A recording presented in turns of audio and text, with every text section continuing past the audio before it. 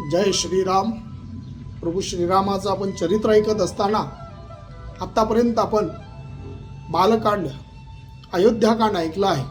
आज आपण अरण्यकांड ऐकणार आहोत. प्रभू श्रीरामाचा जो प्रवास आहे, चित्रकूटापासून शबरीचे उष्टे बोर भक्षणापर्यंत जो प्रवास आहे, त्यालाच अरण्यकांड असं म्हटलं जातं. कारण प्रभू श्रीराम दंडकारण्यामध्ये प्रवेश करतात. हे दंडकारण्य म्हणजेच अरण्यकांड. दंडकारण्यामध्ये जे काही घटना घडल्या त्या अरण्यकांडामध्ये येतात. प्रभू श्रीराम, लक्ष्मण आणि सीता चित्रकूटापासून खाली दंडकारण्यामध्ये प्रवेश करतात.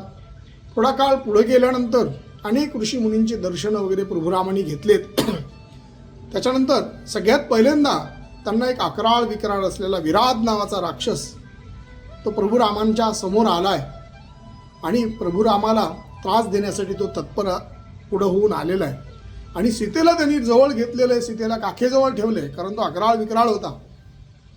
आणि प्रभू श्रीराम त्याला खूप बाण मारतायत. त्याला एकही बाण त्याच्या शरीराला स्पर्शसुद्धा करत नाही, कारण त्याला वरदान होतं, कुठल्याही शस्त्रापासून मृत्यू नाही, कुठल्या आघातापासून त्याचा मृत्यू नाही, अग्नीपासून मृत्यू नाही, असं त्याला वरदान असल्यामुळे आता प्रभू श्रीराम चिंता करतात त्याला कसं मारायचं. लक्ष्मण आणि प्रभू श्रीराम या दोघांनी युक्ती काढून त्या राक्षसाला पकडलंय आणि त्याला जमिनीमध्ये पुरलंय आणि त्याचा वध केलाय. म्हणजे प्रभू श्रीरामांनी त्या युक्तीने त्याचा वध करून पुढे श्रीराम आपल्या प्रवासाला निघालेले आहेत. तो विराट राक्षस, कारण त्याला अग्नीपासून मृत्यू होता, शस्त्रापासून मृत्यू नव्हता, पण प्रभू श्रीरामांनी त्याला जमिनीमध्ये पुरलंय आणि त्याचा वध केलाय. आणि पुढे निघाल्यानंतर प्रभू श्रीरामांनी पाहिले एक दिव्य रथ पृथ्वीवर आलेला आहे. आजूबाजूला सगळे देव वगैरे सगळे त्याच्या जवळ आलेले आहेत. आणि प्रभुरामांनी ओळखलं हे साधीसुधी व्यक्ती नसून देवातल्या स्वर्गलोकात नाही देव आलेले आहे असे प्रभुरामांना जाणवलं. इंद्र त्यांनी पाहिला. इंद्राचं जे वर्णन आहे त्यांनी ते पाहिलं.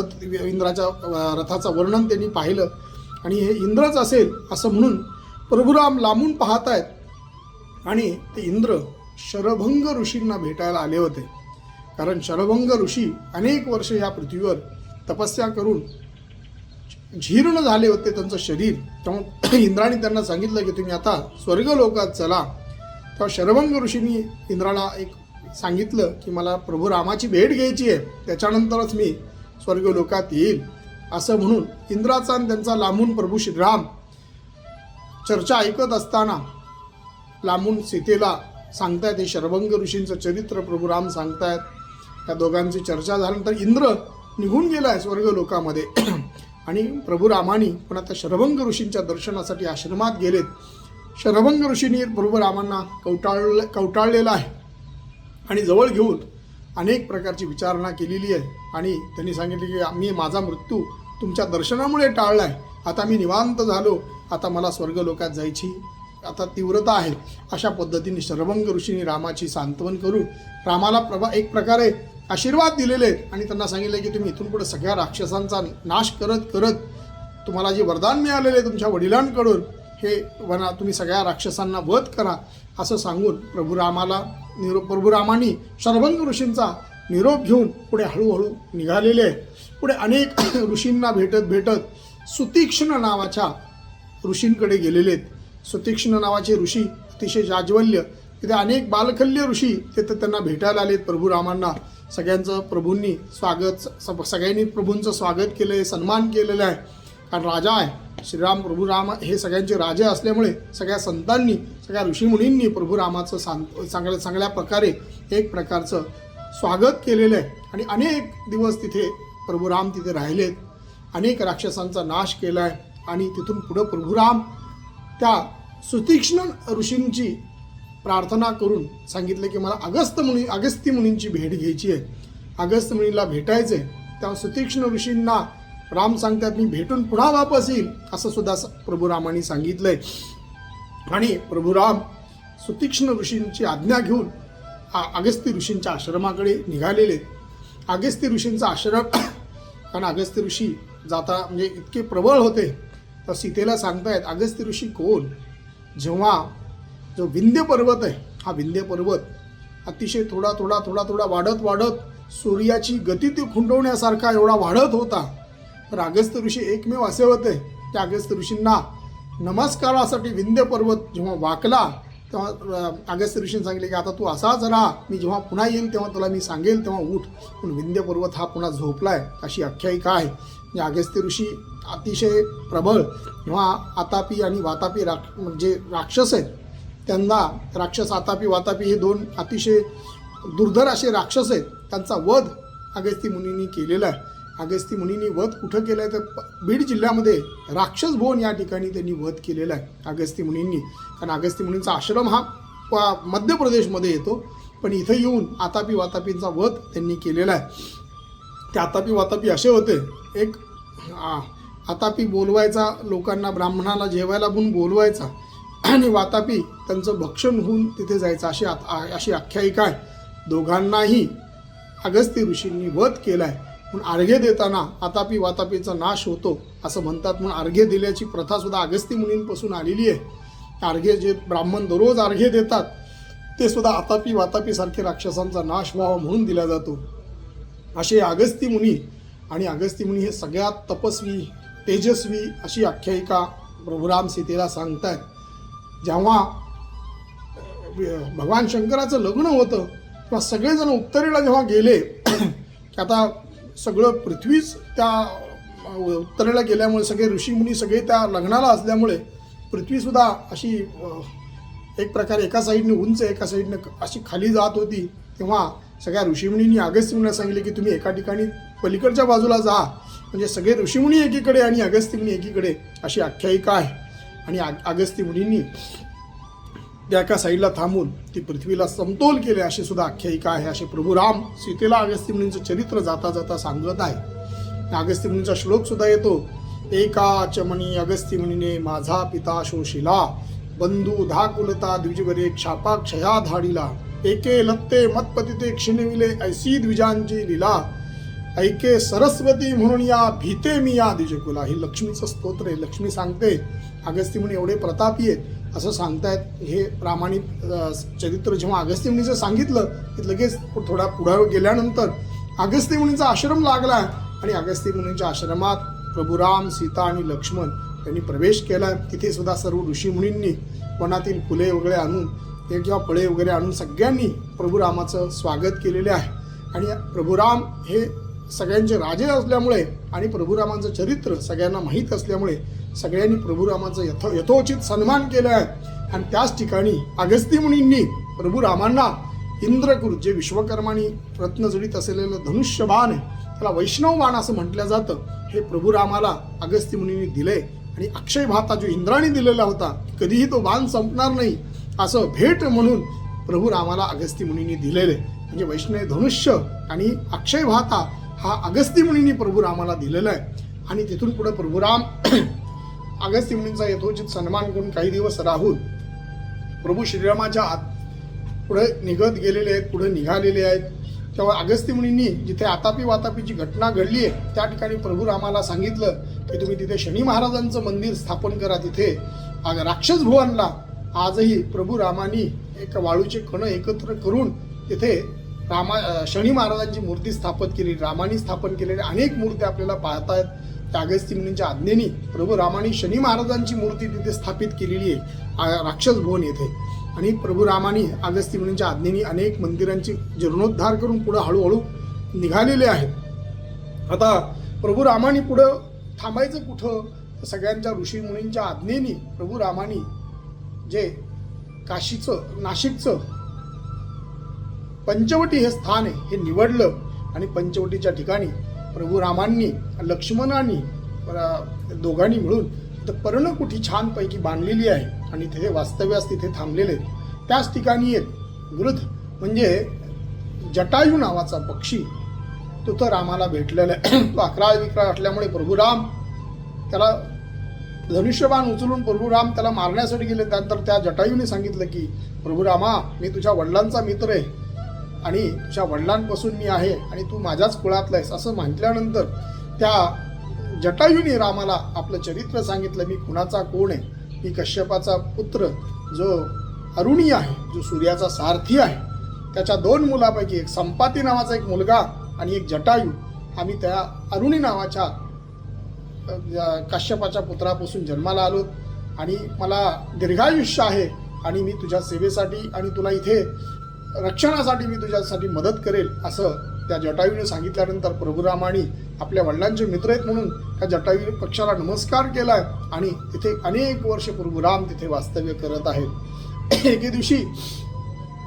त्या ठिकाणी प्रभुरामाची एक तिथे थांबले असता रावणाची जी बहीण आहे शूर्पणखा ही प्रभुरामाकडे आलेली आहे. तिथे ती फिरत असता त्या भागातनं प्रभुरामाकडे आली आणि ती सीता आणि सीतेला पाहून रामाला पाहून तिला रामाबद्दल मोह झाला आणि रामाला सांगितलं, अरे ही तुझी बायको आहे का? तुझी बायको अतिशय कृपण आहे, तू माझ्यासोबत विवाह कर, मी तुला आनंदी ठेवील आणि सुखी ठेवील असं ती सांगते. कोण तर शूर्पणखा रावणाची बहीण.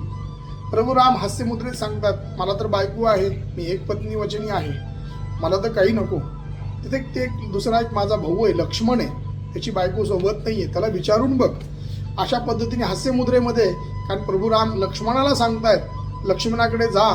तो तेव्हाच ती शूर्पणखा लक्ष्मणाकडे येते. तेव्हा लक्ष्मण सुद्धा हास्यमुद्रेत कारण त्यांना लक्षात आलं होतं ही राक्षसी आहे आणि तेव्हा लक्ष्मणाला ती विचारते, मी पण तुझ्यासोबत लग्न करेल, तुझ्यासोबत तुला असं आनंदी ठेवील, तू काय त्यांच्यासोबत कामं करतो आणि आपण आनंदाने विहार करू. लक्ष्मण सांगतो की जा. त्याची लक्ष्मण सुद्धा हास्यमुद्रेत तिला एकमेकाबद्दल दोघंही बोलतात आणि तू पुन्हा रामाकडेच जा असं लक्ष्मण सांगतात. असं सांगितल्यानंतर जेव्हा सगळ्यांचं मूळ कोण आहे ते ही सीता आहे असं समजून ती शूर्पणखा सीतेला मारायला जेव्हा आल्यानंतर प्रभुरामाने मात्र तिला धनुष्याच्या बाणावर उचललं आणि लक्ष्मणाकडे फेकलं आणि लक्ष्मणाला सांगितलं की हिचे नाक आणि कान त्याचे काढ आणि हिला विद्रूप कर असं लक्ष्मणाला रामाची आज्ञा आल्यानंतर लक्ष्मणाने लगेच कान आणि तिचं नाक छाटलेले आहे आणि तशाच अवस्थेत ती रडत तिकडे गेलेली आहे. कोणाकडे गेली आहे तर खरदूषण खर नावाचा जो राक्षस आहे. कारण ही शूर्पणखा कोण होती तर रावणाची सुलद बहीण आहे. जो खर हा तिचा सख्खा भाऊ आहे. ही तिथं भेटायला गेल्यानंतर त्या खराला सांगतेय म्हणजे खर आणि दूषण हा त्याचा सेनापती आहे खराचा. 14,000 सैन्य त्याचं राक्षसी सैन्य त्या खरदूषणाचं. तर त्याला सांगितलं की तू तुझ्या बहिणीला असं त्या रामाने छळ केलाय, माझं नाक आणि कान छाटलंय, तू एवढा मोठा राक्षस आहेस, तू त्या रावणाला काहीतरी दंडित कर. तेव्हा त्या खरानी काही 14 असे राक्षस पाठवले की जे शक्तिवान आहेत किंवा सगळ्या प्रकारे आयुधयुक्त आहेत अशा राक्षसांना पाठवलं. रामाला सूचना आलीच लक्षात कारण की त्या राक्षसीला विद्रूप केलेलं आहे. तेव्हा रामाला लक्षात आलं की आता याचे राक्षस येणार आहेत म्हणून राम हा सुसज्ज होता. त्याच वेळेस त्या 14 राक्षसांचा रामाने वध केलाय. त्या 14 राक्षस नष्ट झाल्यानंतर पुन्हा त्या खराला लक्षात आलं की राम काही साधा नाहीये म्हणून 14,000 सेना घेऊन तो खर आणि आपल्या जो सेनापती आहे दूषण त्याला घेऊन आलाय आणि त्रिशरा नावाचा राक्षस सुद्धा त्याच्यासोबत घेऊन आलेत. आणि प्रभुरामाने लक्ष्मणाला सांगितलं की तू सीतेचं रक्षण कर, मी ह्यांचा वध मी ह्यांच्या राक्षसांचा वध करतो असं प्रभुरामाने सांगितल्यानंतर त्या 14,000 सैन्याचा वध प्रभुरामाने एकट्याने केलाय. त्या 14,000 सैन्य त्यात खर दूषण त्रिशिरा असे नामांकित जे राक्षस आहेत त्या सगळ्यांचा वध प्रभुरामाने तिथे केलाय. ही घटना घडल्यानंतर पुन्हा त्या शूर्पणखेला लक्षात आलं की आता आपल्याला रावणाकडे जावं लागेल आणि ही राक्षसी असल्यामुळे तिने लगेच रावणाकडे कूच केली. रावणाकडे गेली. रावणाला सांगितलं, अरे तुझी बहीण आहे मी, तुझ्या बहिणीचं तू रक्षण करायला पाहिजे. तुझ्या बहिणी आणि अनेक प्रकारचे एक वार्तालाप केली आहे आणि राम नावाचा जो एक साधू असल्यासारखा वावरत आहे आणि त्याची पत्नी फार सुंदर आहे आणि हिनं वेगळ्या पद्धतीने रावणाला सांगितलं आणि रावणाला त्याच्या पत्नीबद्दल मोह होईल अशा पद्धतीने त्या शूर्पणखेने वार्ता केलेली आहे. आणि शास्त्रात असंही सांगितलेलं आहे 4 ठिकाणी मनुष्याची हानी होते. ते 4 द्यूतम पानम स्त्रियम सुना 4 ठिकाण जुगारामध्ये नुकसान होतं, पान व्यसनामध्ये नुकसान होतं, स्त्री सौंदर्याच्या सगळ्या गोष्टींमध्ये आपलं नुकसान होतं. दूतम पानम स्त्रियम सुना, सुना म्हणजे हिंसा, ह्या सगळ्या प्रकारच्या हिंसा ह्याच्यामध्ये सुद्धा आपलं वध आपलं नष्ट होतं असं शास्त्रात सांगितलंय. म्हणून ह्या 4 गोष्टींकडे आपण कधीही जाऊ नये. असं असल्यानंतर त्या तिकून त्या रावणाला शूर्पणखेनी एक प्रकारचं वेगळ्या प्रकारचं मोह दाखवला आणि त्या मोह दाखवून रावणाला मोह झाल्यानंतर रावण हा इकडे सीतेसाठी निघालाय, वेगवेगळ्या रूप घेऊन धारण करून आपला एक रथ, दिव्य रथ तो घेऊन प्रभू रामाकडे तो रावण निघालाय. आणि त्या ठिकाणी जिथे शूर्पणखेने सांगितलेले ठिकाण म्हणजे नाशिक पंचवटी त्या ठिकाणी रावण आलाय. त्या रावणाला वेगळं रूप, कारण तिथे रावणासोबत त्यांनी घेतलंय कोणाला तर एक मारीच नावाचा जो राक्षस आहे त्याला घेतलंय सोबत. आणि मारीचाला सांगितलंय तू हरणाचं रूप घे आणि मी इकडे सीतेचं हरण करतो, त्या ठिकाणी तू हरणाचं रूप घे. त्याला एक सुवर्ण मृग त्या मारीचाला व्हायला लावलं, कारण मारीचाला माहीत होतं रामाचं चरित्र. कारण विश्वामित्राच्या यज्ञामध्ये मारीचाचा भाऊ, मारीच नावाच्या राक्षसाचा भाऊ रामाने मारला होता. मारीच भीत होता, पण तरीही रावणाची भीती इकडे होतीच. म्हणून मारीचाने हरणाचं रूप घेतलं आणि इकडे रावणासोबत तो आलाय. आणि इकडे सीतेच्या जवळपास तो मृग फिरतोय आणि सीतेला म्हटलं अरे हा सुवर्ण मृग आहे. तर रामाला सांगितलं की हा सुवर्ण मृग आहे, आपण अयोध्येला जाताना घेऊन जाऊ, इथे कुठंतरी आपण ठेवू आणि त्याला आपल्यासोबत ठेवू, हा सुवर्ण मृग आहे, आपण त्याला पाळू असं म्हणून त्या रामाला सीतेने सांगितलं.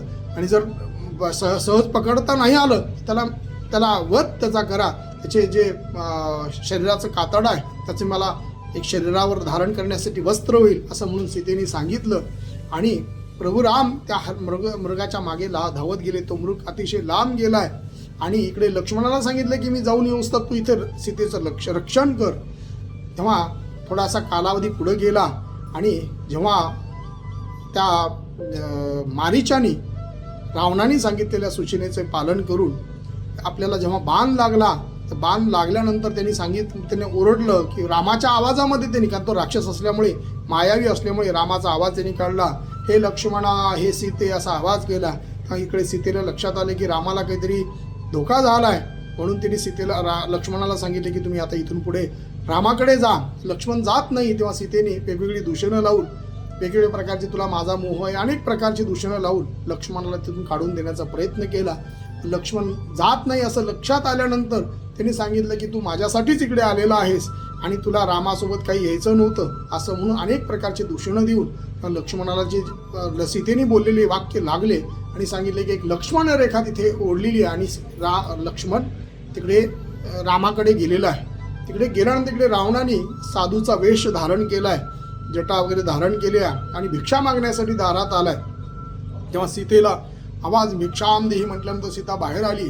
त्यांच्या लक्ष्मण रेषेच्या आत असलेली सीता तिला लांबून भिक्षा मागण्यासाठी तो रावण लांब दाराच्या बाहेरच थांबतोय. तेव्हा सीता म्हणते की नाही, भिक्षा आता साधू संत आले तर भिक्षा घालावी. म्हणून सीतेला तो त्या रेषाचा ओलांडून यायला सांगितलं आणि सीतेने ओलांडलं. त्याच वेळेस त्या रावणाने सीतेला पकडलं आणि रथामध्ये टाकले. तेव्हा सीता झडपड होते. तिथं त्या रावणाचा दोघांचा बऱ्याच प्रकारे एकमेकांना हातवारी एकमेकाला हे करून सुद्धा रावणाने सीतेला पकडले आणि त्या रथामध्ये टाकले. तिथे जटायू नावाचा जो पक्षी आहे तो रावणासोबत युद्ध करण्यासाठी आलाय. रावणासोबत युद्ध करतोय. त्या जटायूचा रावणाने वध केलाय. त्या ठिकाणी वध म्हणजे त्याला मारलंय, त्याचे पंख वगैरे छाटलेले आहेत. कारण दोघांनी एकमेकाचं मरण एकमेकाला विचारलं. जटायूने रावणाला विचारलं तुझं मरण कशात आहे. रावणाने खोटं सांगितलं आणि जटायूला विचारलं तुझं मरण काय. ते म्हणलं की माझं पक्षी असल्यामुळे माझं मरण माझ्या पंखामध्ये. त्या रावणाने त्या जटायूचे पंख छाटलेत आणि त्या रथामध्ये सीतेला घेऊन गेलेलं आहे. इकडे लक्ष्मण जवळ आल्यानंतर रामाला लक्षात आलं अरे लक्ष्मण इकडे आलाय, कसं काय आलाय. आणि तो हरणाला वध घेऊन तर राम तर हरणाचा वध करून निघालेत. आणि लक्ष्मण समोर आल्यानंतर लक्ष्मणाला विचारतात अरे तिकडे का तू थांबला नाहीस. नाही म्हणलं मला सीतेने पाठवलंय आणि झालेला इतिहास सांगितला. सीतेने काय काय बोलले हे रामाला लक्ष्मणाने सांगितलं. आणि नंतर पुन्हा दोघेही इकडे आले तर सीता इथे नसल्यामुळे आजूबाजूचा सगळा परिसर त्यांनी हुडकला.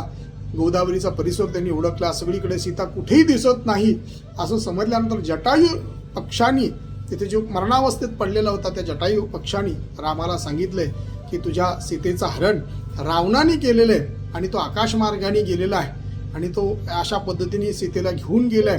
मी बरेच प्रयत्न केला सीतेला वाचवण्याचा, पण तो वाचू काही शकलो नाही असं जेव्हा जटायूने सांगितलं तेव्हा त्या जटायूचा तिथे रामाला निरोप देईपर्यंत त्याचा प्राण राहिला होता आणि त्याचा तो तिथे प्राण गेलाय. आणि रामानी आणि लक्ष्मणाने त्याची उत्तरक्रिया सगळी केलेली आहे आणि त्याची उत्तरक्रिया करून पुन्हा हे दोघंही सीता रामाची जी दशा होती, प्राणहीन राम फिरत होते आणि सगळीकडे शोध घेत होते. दोघंही शोध घेत अनेक उपवन सगळे हुडकत असताना इकडे असेल तिकडे असेल, कारण सीतेची पाऊलखुणा काही नसेल, आकाशमार्गाने गेल्यामुळे कुठल्याही पाऊलखुणा नव्हत्या. त्यामुळे राम हतबल झाले आणि थोडासा पुढे कालावधी गेल्यानंतर अनेक ऋषीमुनींचे आश्रम हुडकत एका ठिकाणी तो शबरी नावाची जी दासी आहे, एका ऋषीने त्यांना वरदान दिलेलं होतं, त्या ऋषीची ती शिष्या होती. तिने सांगितले की तू जेव्हा राम येतील तेव्हा तुझा मोक्ष होईल असं सांगितल्यानंतर ती दररोज रामाची वाट पाहायची. एके दिवशी प्रभू राम आणि लक्ष्मण तिला आलेले दिसले आणि तिथे आपले बोर तिने उष्टी बोरं खायला दिलेत आणि प्रत्येक बोर चाटून रामाला दिले. जे गोड आहे ते रामाला दिले, जे नको आहे ते खाली टाकून दिलेले. अशी आख्यायिका तिथे इथपर्यंत हे अरण्यकांड आहे. इथून पुढं किष्किंधा कांड सुरू होतं. त्याचा पुढील भाग आपण जरूर ऐकू. जय श्रीराम. माहिती आवडली तर सगळ्यांना शेअर करा, चॅनलला सबस्क्राईब करा. जय हिंद.